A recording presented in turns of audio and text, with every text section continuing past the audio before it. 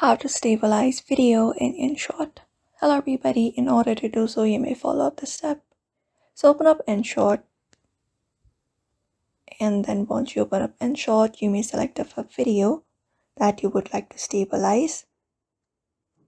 For example, this video right here.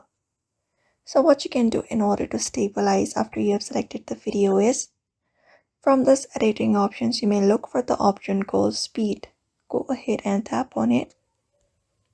And after tapping on it, we have this options which is 1x, 2x, 10x and everything.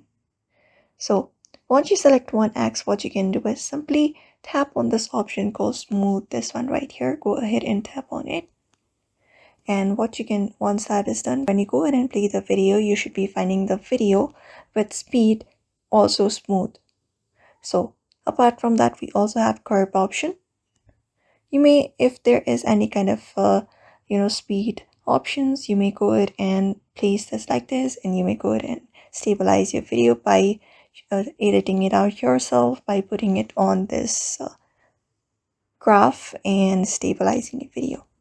Once that is done, you may tap on this right icon, and once that is done, you should be finding your video being processed.